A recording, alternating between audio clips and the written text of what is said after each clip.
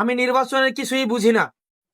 আমার নির্বাচনের অর্থ নাই, আমার নির্বাচনের পেশি শক্তি নাই, নির্বাচনের জন্য যে টাকা পয়সা লাগে এটাও আমার নাই, আমার লোকবল নাই।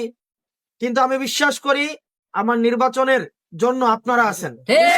ইনশাআল্লাহ। আমি কর্মী নিয়ে নির্বাচন করতে চাই না। আমি নির্বাচন করতে চাই আমার বাপ, আমার ভাই, আমার চাচা, আমার ফুপা, আমার খালু, আমার এই বন্ধু পরিচয়ে আমি নির্বাচন করতে চাই। আমার উপরে আল্লাহ আছে আর নিচে আপনারা আছেন।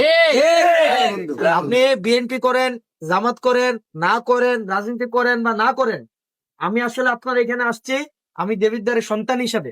আমার জিতাটা জরুরি না, জরুরি হচ্ছে আপনারা আপনাদের সেবক বানাইতে পারছেন কিনা। আমার জিতা জরুরি না, জরুরি হচ্ছে আপনাদের হাতে ক্ষমতাটা পৌঁছাইছে কিনা। আমার জিতাটা জরুরি না, জরুরি হচ্ছে যে জিতছে তার বিপক্ষেও যদি আপনি ভোট দেন সে যেন আপনার দায়িত্বটা নেয়। আমি আপনাদের সন্তান, আপনারা আমাকে কোনো নেতা, কোনো রাজনৈতিক দলের কর্মী, কোনো রাজনৈতিক দলের এইসব হিসাবে আমাকে কোনোদিনও বিবেচনা করবেন না। আমি যেহেতু এই দেবিদ্বারের ধুলামাটি থেকে উঠে আসছি, আমি যখন দেবিদ্বারের রাস্তা দিয়ে হাঁটি, এই রাস্তার মধ্যে আমার মায়ের গন্ধ আছে, আমার বাপের গন্ধ আছে, আমার দাদার এখানে হচ্ছে জানাজার আছে, আমার দাদির কবরস্থান আছে। এই মাটিটা হচ্ছে আমার আত্মীয় স্বজন, সব পরিবেশ যাদের সাথে হচ্ছে আমাদের রক্তের সম্পর্ক, চলাফেরার সম্পর্ক, ওই মানুষগুলো হচ্ছে মাটিটার সাথে হচ্ছে আমার একটা এক ধরনের সম্পর্ক তৈরি হয়েছে। আমি মনে করতাম আমার পরিবার হচ্ছে ওই যে জাস্ট আমার দুইটা বোন, আমার আব্বা আম্মা আর আমার স্ত্রী। কিন্তু আমার পরিবার এখন আর এই 5 জনের না, আমার পরিবার এখন 20 লক্ষ দেবিদ্বারের 4 লক্ষ ভোটারের পরিবার এখন আমার।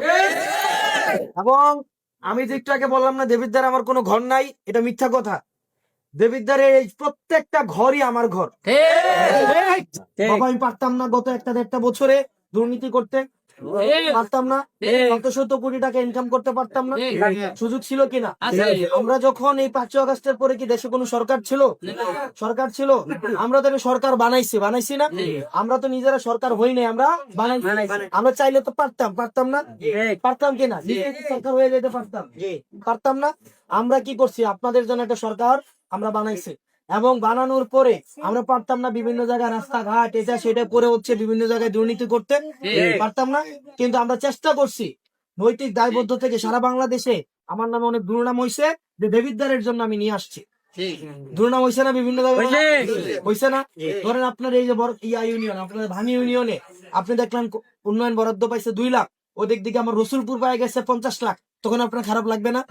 খারাপ লাগবে কিনা?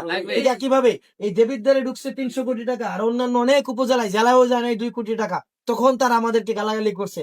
তো যাই হোক, মানুষের জন্য, আমার এলাকার জন্য যদি একটু গালাগালি খাইও, এটা আমার কিছু আসে যায় না। দেবিদ্বারে চমকায়া দেবিদ্বারে হচ্ছে এই যে বড় বড় হুমকি দিয়ে আসলে লাভ নাই। কারণ আমরা হচ্ছে ইন্টারন্যাশনাল ফিল্ডে খেলে ট্রফি নিয়ে আমরা চলে আসছি।